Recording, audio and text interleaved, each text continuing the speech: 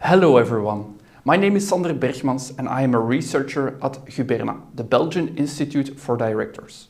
Now, as you all know, artificial intelligence, better known as AI, is increasingly becoming more prominent in our world. Whether or not board members have already encountered AI in their roles, they will undoubtedly be confronted with AI in the near future. To assist board members in navigating the challenges posed by AI, Guberna has chosen to organize a series of webinars on this topic. Today, we will discuss the link between the operational and strategic aspect of AI, and especially the role of CIOs in this link. For this purpose, we have invited an expert in the field, Danielle Jacobs from Beltug. Welcome, Danielle.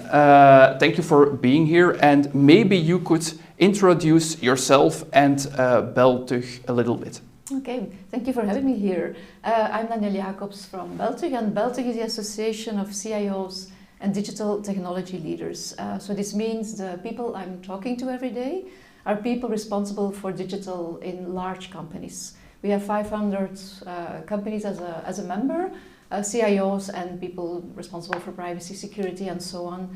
On AI, I'm also a member of the ethical board of AI of the VDAB. Okay, so it's Beltug is quite a large organization with It's a member association, so our members are people from banks, pharma industry, government institutions. And so everything I will say today is coming from this daily context, from people, from what I hear, what their challenges are about AI. So yeah, indeed, I think it's excellent that we have you here and to discuss the topic of AI. And maybe we'll start with a question. What is, according to you, the importance of AI and which impact will it have on our economy and our companies? Well, it will be enormous. It's a new technology. Is going very fast. It offers both challenges on how to gain efficiency from using AI, but it also offers a lot of opportunities to bring more innovation, to bring new services and so on. So for me, it will be important in all sectors, at all levels, for all jobs, undoubtedly. Yeah. And what would be the impact for the board specifically? Well, the impact for the board should be very serious already today, and there is not everything okay at this moment. In general, we see that last years, where before IT was not really discussed at the board level, it started with security for the board, but we see now that well, the board needs to define strategy, but also the risks and the opportunities for the company. And we see that the digital, whether it's cybersecurity or privacy, but now AI, is really a topic which really affects the company as a whole, and so it needs to be on the board. And it's a little bit painful to see. We did a survey, we had 150 companies that responded. It was a survey together with Deloitte, just to do a kind of benchmark on the use of AI in companies. And we also asked, is AI discussed at the board level? And that is not the case. So we see that in 80% it's more or less discussed, but only 12% is saying, okay, for us it's a top priority, it's on every board. And then you have about 1 out of 3 saying ad hoc when there's a project. But there's also quite some, I think it was 12%, where they say it's not discussed at the board. Okay, yeah, that's really a problem. And could you already give some recommendations to these people? Do you see that okay, they should approach it like this, or? Well, the board has an important role, and I think because AI will have such an effect within the company. It is a very important role not only of the board to be aware of what is happening and to train themselves or to see what is possible, but especially to take the necessary measurements towards the CIO, but also to HR, to legal, but everybody is affected. And to see that people are really involved, try to experiment, know what the risks are, just embrace AI. Can you maybe give some recommendations on how these boards should embrace the topic of AI? Well, as people in the board are responsible for strategy of the company and risk management, they really should take this very carefully and also in a structured way. I think First of all, AI needs to be embraced in the board. They need to discuss it, they need to see the opportunities, the risks for their company. But they have a very important role towards the employees, towards the people working for the company. First of all, give time for people so that they can experiment or dedicate a steering committee or whatever, so that people can start using AI and see what the opportunities and the benefits and the challenges are. That's important. Second, very important, is data. Everything about AI is about the data you use. It's training on data. It's using data that is available publicly or within the company. So you need to see that there is a good data governance. There needs to be an awareness campaign towards employees about risks and benefits. There needs to be training, because it's not just using it. It's important to do that as well. And a budget, because we see that not that many companies already have a dedicated budget to AI. What I hear from my meetings with people is, okay, they presume that we're using AI, that we try testing it, but there's no budget, or there are no specific timings that are dedicated to it. And the last is make policies. Yeah. You need to have a lot of agreements with your employees, what they can do, what they cannot do. So it is really the time now to create a corporate policy on the use of AI. So, and to make it crystal clear, this is both for the board and the actions that should be taken by the board towards the company. Yes, I think next to the compliance issues, the legal part and the strategic parts where the board is really discussing what is happening for the company, they have a very crucial role, and that's the perspective I can bring, to see what can you do towards the CIO, but also to HR, because everybody is involved, and to the employees in general. Okay, They need to make the directives, the directions for the people within the company. And well, I'm already thinking a little bit further. If we look at AI, you see obviously certain types of AI. What's spoken a lot about is generative AI. Does that deserve a different approach? How do you look at this? It's difficult, because you have generative AI. The positive thing is now everybody knows that AI is there, and what the incredible possibilities are of generative AI. But generative AI is only a very small part of the AI scene. If you see, every sector has its applications. So you can have, let's say in health, the example of skin cancer diagnostics is very strong if you have AI software using all the pictures of skin cancer to compare a real situation. That's not generative AI, but it's also AI. If you are a farmer and you used to say, okay, we will irrigate the whole land, now you can really detect on the use of sensors, where is it possible or where is it needed, so you can really be very, very fine in your approach on irrigation. So every sector has completely different applications, and generative AI now is just a part of it, and making it very visible. Because it's a thing people know the most, but it's good. It's revolutionary. It's also really revolutionizing our economy. Absolutely, and it's really making very clear to everybody that it's here, and it's here to stay. And people are now a little bit scared sometimes, like, ooh, this is going so fast, how do we manage to use AI within the company?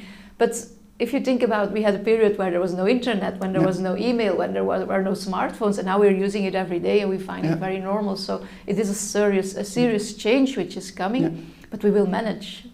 And because you mentioned the internet and the smartphone, it took quite a long time before these were generally adopted by companies or people.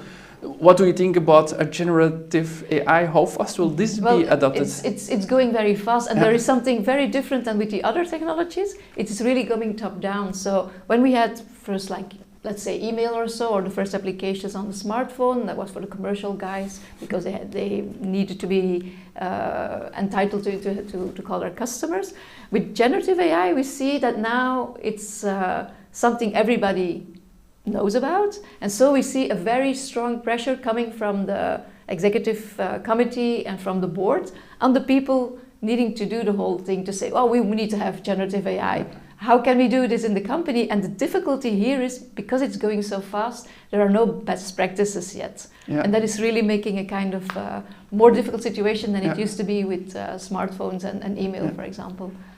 Maybe also that it's a little bit more difficult for people who aren't IT people, I would say, to understand the specific qualities, or you don't see that? No, not at all. Because that is something which is strange to us, because CIOs come to us and say, the company is looking to me to say, because it's software, so it's IT, but it's not about IT. It's of course partly on IT, you need to have the infrastructure and the security and the privacy and everything, but it is about all jobs. It's about all applications. And so when we had a round table a couple of weeks ago on what shall we do with generative AI within the company, and then you see that people are really doing very different stuff. People from marketing, they create great pictures, but people from just the office people, they just want to use their CRM systems in a different way, or look for inspiration when they have to give a presentation, or to make their PowerPoint. It really is, for every job there is something, and that's a difficulty as well, because you have all these tools,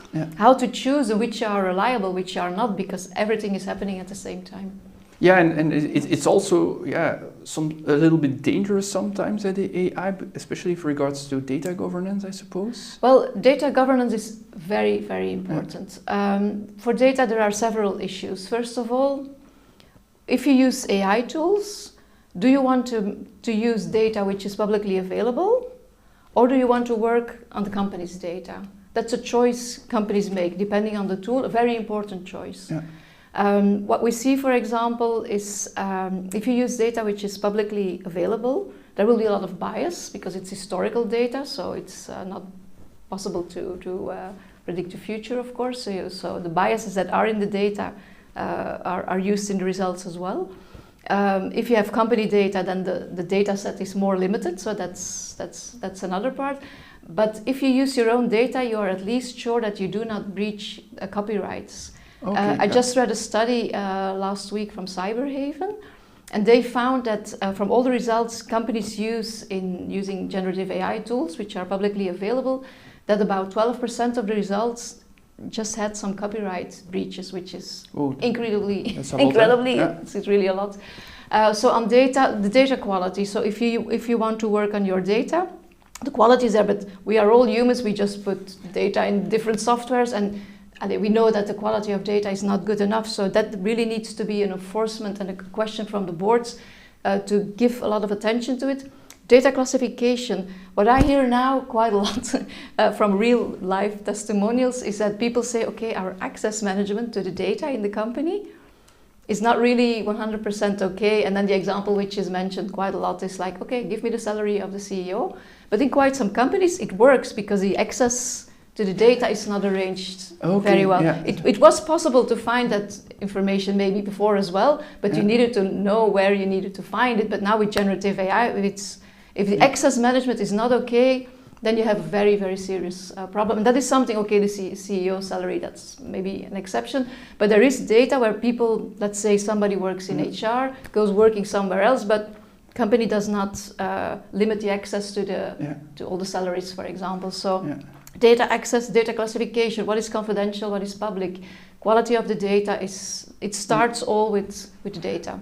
So if you have a disastrous legacy of data management in the past, you will see a lot of problems, I think. Yeah, but it's a serious challenge, because data which is being built is, well, it's coming from different sources, it's coming from people making mistakes, so it's but it's okay, but people know it's but data governance, we do every year to know where we need to work on, every year in the summer. So now we are holding a kind of survey, what are the priorities of the companies?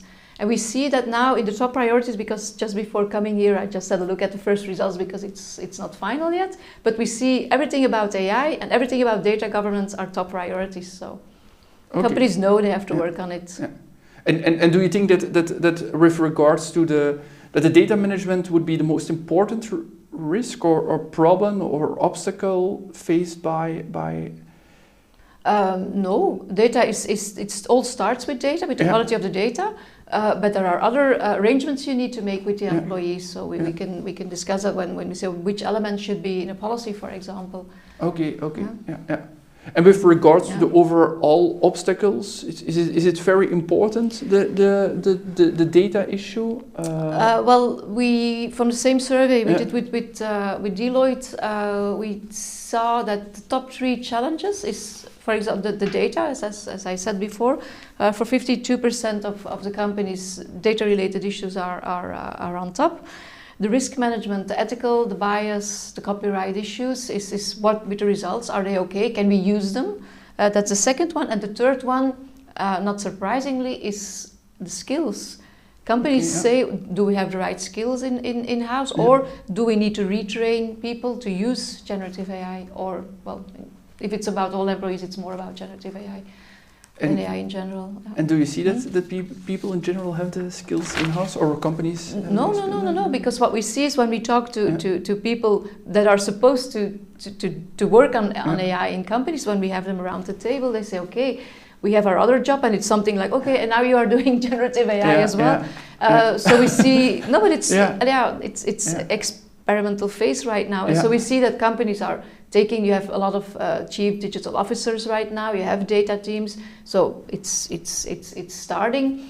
But if the use on generative AI, as I said before, it is for all jobs, and there are thousands of tools, and we don't have experience, so it's a playground. And you need to do something serious with it, because you're in a company, you need to be professional.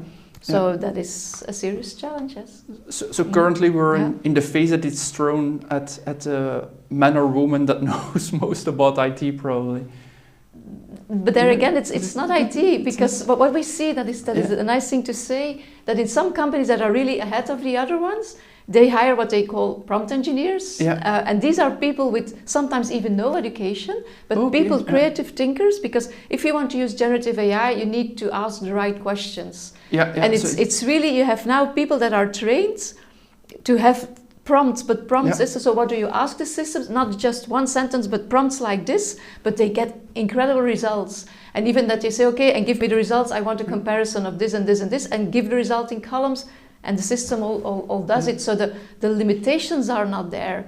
And so that is something which is difficult for people to see how far reaching the possibilities are. So it's a new way of thinking. Like a critical mindset and be very, the critical and creative as well. Critical and creative mindset. Okay, so it's a combination of both those people. Absolutely.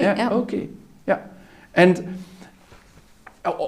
obviously, if we look at AI as a thing, it's something new, and we see a lot of people just say, okay, just go for it, go very fast. We need, as a company, the board says, we need AI, we need generative AI, and we tackle the issue head first. Is it a good approach? Of course, as I'm saying, okay, you need to start experiment and so on, but of course you need a structured approach. And so, as I said before, it's difficult for the people who need to do the work, because the board and the executives, we need to go for generative AI because I talk to my peers and they all want to use it, and we know it's important. But you need, of course, to see the benefits. So it's important to think about the business cases, what can it bring to your company, and there you need to have some brainstorms and talk with different people in the company. And okay, that's the nice part, but also see the risk, see the challenges. So that's the other part. And if we look now at is this something that a board should do solely, or is it more the awareness in the company? Is it something that's... It's of course not up to the board to make the awareness program, but they can ask for if it's not there. And so the awareness is not only at board level, it's at all levels, because it can impact almost all jobs. So the awareness is very important, both benefits and the challenges, and also the motivation to use it. So, because now people don't like change management is always very difficult, and now it's going very fast, and people listen to what is put in on the radio or in the newspapers, like AI is going to change all jobs. So this is something where you need to pay attention to. And what can the board do to enhance this? Well, to motivate, to have not only an awareness program, but also to have a training program. And there as well we see a little bit of a difficulty because there is not that many. The trainings I've seen or that I hear from companies is that people just present some tools, or you can do this and this, and that's nice, but it's not a strategical approach. So there is a way to go. Okay. So if you look at the structural approach and way that should be taken, how do you create awareness in your company that this structural approach with regards to AI has to be taken? Well, what we see is that awareness is needed not only at board level, but at all levels. When I still, again, refer to the survey we do with Deloitte, we see that half of the companies, and these are large companies, say that they did not do any awareness program yet. So that is really surprising, I think. Okay. And so the awareness just needs to be on what is possible and what you can do, look for opportunities, give people time to experiment, also very important. And there's a difference between awareness, you can explain people what the benefits can be, the business cases, but also the challenges, because you don't have to hide the difficulties as well. But then there's also training, and on training there's a difficulty right now because we see that there are not really already very good trainings on the market. So if people now follow courses on generative AI, it's more just to explore some tools or so. So there's still a way to go. So more focus in these trainings on the creative and critical thinking we discussed a little bit earlier. Making the good prompts, and especially think of what you all can do, because if I'm now doing my job, I start using generative AI more and more, but there are quite some things I just don't think about. There are some things, let's say I have to introduce a seminar, for example. Instead of just thinking about it, what I'm going to say, I'm just using generative AI just to get some inspiration. That's something which is now in my system, but I'm sure that there are hundreds of other possibilities I can use in my job where I just don't think about. So somebody needs to tell me what I can do, and that is the responsibility of the company. So the board should stimulate this education, and do you see certain types of education that a board member should definitely take with regards to AI? Yes, they need to know not the how, but especially the what. What can you do with it? And also, of course, what the benefits and also the risks can be for the company. They need to be aware. That's for sure. That's one of the first actions to take. And maybe also with compliance or is there already enough knowledge about compliance, do you think? It's a difficult question at this moment, because there are two very important European legislations: the AI Act, so the Artificial Intelligence Act, and the Data Act, which will have a very, very large impact on every company using AI. Data Act, because it's about what you can do with data, and especially how you can share data with different parties, which is mostly the case when you use AI. So Data Act is very important, and AI Act, but the decisions have been taken, but they are not into power yet, and there is still a lot of extra legislation. So the act is there, but there need to be some implementation acts, and they are not known yet. So it's difficult to be compliant when the texts are not final. And there's a lot to come in the next month. So that will be a serious challenge for companies. What we see now is that companies start to, when they use AI, and not the generative AI, but the real AI projects they take, that they start now looking into the classification which is used in the AI Act, like high risk and so on. So it's kind of division. Is it something which is crucial, or is it really something which is more for the general audience? So that is the first part which is now starting, but it's too early. We know you will need to be compliant, but it's a big question mark right now.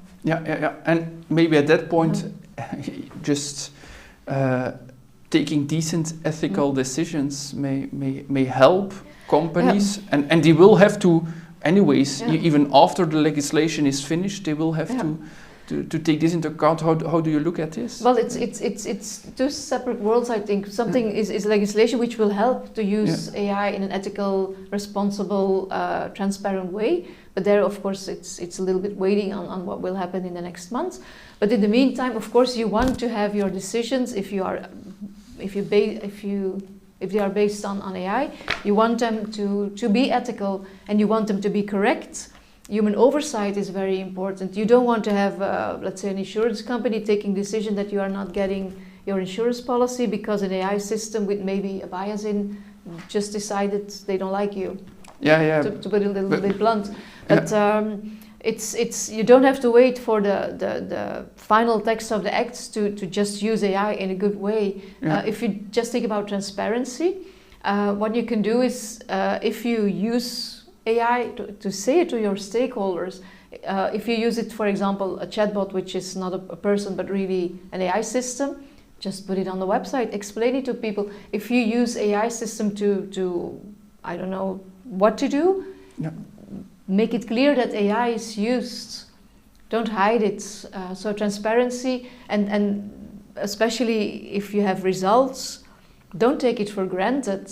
It needs to be checked whether there are biases because as I said before, I'm at the ethical board of the VDAB and they have a lot of applications on AI and they want to do it really very, very good because they are working with very critical information. So they decided, even if it's not necessary for the AI Act, to put all their application in the high risk category, even that it's not an obligation. And so when they when they use a new AI software or an application, you can think about the results. It will be like this and this and this. And if it's not what they expect it to be, they really are going to rework on it to see it needs to be correct. You need to be able to trust the outputs, and that is a big challenge. Understanding how it works, not having a black box in the firm. But it is a black box. that's the difficulty. You do not input output, but you don't know what is happening in between. So you need to really look at it not just take the results for granted, but really check again, and also the training data. We talked about data before, but if you use bad training data, the results will be bad as well. So it's a new world. So it's very, very challenging, and I think you not only on the field of ethics, but also you already said it. You see sites you should disclose it. If you enter a site, you should disclose it that AI is used, and maybe AI will also it's discussed a lot about change jobs. Let jobs disappear. What do you think for board members?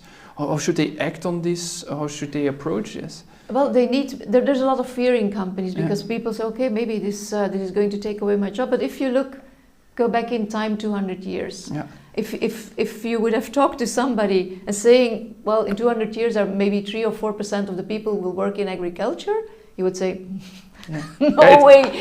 It was 80% back then. It was, and the same with the industrial evolution. Always, of course, the periods where everything is changes. They are the most difficult part, which is now. But you see that it always gets new jobs, new opportunities, new things happen. So I don't think 80% of the people will be without a job, but the impact of the job will be high. So I think it's a very serious responsibility of all boards to embrace that idea and to say we need to talk to the people, we need to make them more confident that it's not the intention to stop hiring people, but that we will work with them to a change management process, because that will be necessary. Yeah, and should companies think about a certain maybe policy to make sure these people do not get they fear the entrance of AI in their jobs, and maybe on a broader sense in the whole company. The whole discussion we had is about it impacts a lot of employees, and if you use a technology in a company, you need to make a policy. What can people do with in this case AI, and what they cannot do with it? At Beltug we try to avoid that people need to reinvent the wheel. And so we made a corporate policy on the use of smartphones, emails. So we do this for 20 years. And now we work on a general recommendations for a policy on generative AI. Okay. What needs to be in there? Yeah, because every company needs to make it, and they have to do it right now. So we can share knowledge. So what needs to be in there? Let's say you as a company, you decide, we want to work on our own data. We don't trust everything, so we are setting up something in data. We are in a good way. We use our own data, but people use their own smartphones to go to ChatGPT. So you need to say what can be done for the professional use of AI. Can you use your personal device? Can you put, well, you can't, the company names of your customers in generative AI systems? No, you can't. Yeah. The human oversight we talked about, check the results, don't take them for granted. So there are so many agreements that employees and employer need to make on AI. So it's really the moment to make a corporate policy, to put it on paper so that people know what they can do and what they cannot do. Yeah, create rules in the Wild West. The AI world is now. I put it bluntly, obviously, it's no, but it's something. It was necessary when we used, for example, the smartphones. It was also like the social media. We had like companies at the beginning saying we block social media, not on the company devices, and now they motivate people to use LinkedIn and so on. So the world is changing, but you need to make agreements. And you need to make to let people know what as a company what you can control and not to give trust to people. If people are going to serve to, let's say, betting sites, nothing to do with AI. As a company, you can monitor for the whole company whether betting sites are accessed, and then you can see there is something wrong. But you cannot just to go to an individual and say, we are controlling you. So for generative AI, it will be the same. So we need to learn, and we need to learn together. Yeah, indeed. In according to the privacy laws as well. So this will be No, but in the corporate policy, security and privacy will be very, very important. If we see one of the recommendations for a corporate policy will be just don't use a tool you just heard from a friend. You go to your CIO and say, this is a tool I want to use. Can I use it, or is it better not to use, so that they can check whether security is okay, whether privacy is okay. So it's but it's really a necessity. And do you think, because I think it's a great example because we didn't really went very deep into the role of the CIO, maybe, but with regards to the board. So you discussed, okay, you can go to the CIO, can I use this? But what do you think is the role of the CIO in the board with regards to the AI strategy, for example? We see that boards have questions, of course, and they ask the CIO, or it can be the chief data officer, or maybe it's a security person, depending on what topic they want to discuss. But they are invited to the board to explain what they will do. But it is wrong, I think, that the board only looks at the CIO, because it impacts all employees, so you need to involve HR. It impacts compliance, so you need to involve the legal. And what I see now in companies coming is that they make a kind of AI advisory board or steering committee where they have people from different disciplines to think about what is the impact for our company, what do we need to do to make a plan. But then I come back to what I said earlier. It's not okay that you just have a steering committee. You need to dedicate budget, and you need to dedicate time for these people as well. Yeah. So you would recommend that maybe some companies start a steering committee or an advisory committee with regards to I think it's necessary, and an ethical board. It depends, of course, on what you do. Yeah. If you're a B2B company, it's maybe less important. But if you are dealing with customers, not customers, businesses, but B2C, I think it's very important to consider to have an ethical board, because I see the advantages in the context of VDAB. You ask some external people with a different perspective to have a broader view on what you can do or what you better would not do. Okay, so these would really be advisory in your... Well, that's the case in VDAB, but the AI governance board or advisory board, it depends on the company how far they want to go, of course. But you need to have it. And we also see, as I said before, we are doing a survey right now to learn about the priorities of our members. And a question they ask us now, so we'll see how we respond to that, is can't you create a kind of task force on how to deal with AI and data? Yeah. So that shows it all. Yeah. Because if it's a task force, it's not permanent. Do you think we have task forces that run for years right now, but some also stop. But you see that people are really looking for information, and they want to learn, as Guberna does, learn from another company, bring knowledge together, so that you don't have to do all the work yourself. Voilà. And that's why we invited you as well today. Okay. So. I think, Danielle, we arrived at the end of this webinar. Thank you very much for being here. I think we can conclude that the key messages for directors are that AI will have a big impact on the company, and thus it should be discussed on the board level. So all people involved in the board should know what AI is and which impact it will have on the company. Steering committees and ethical committees can help boards of directors to introduce and monitor AI. Some measures to successfully integrate AI that should be taken by the board are: 1, give time to the people involved with AI, provide sufficient and enough budgets, constantly collect data on how AI is introduced and how it's used. Create awareness in the company. The boards should make people aware of the risks and benefits of AI. Provide sufficient training and have enough policies in place so that people know how they should treat AI and how they should use it. If we look at the role of the CIO, boards of directors or the directors in them should understand that AI is not just a new software program, so they should not go to the CIO and ask him to choose AI, because AI is about all jobs and it's about all applications. So it's just more than a new version of Windows that should be chosen. So CIOs should therefore not be the one in charge of choosing AI, but should nevertheless be consulted.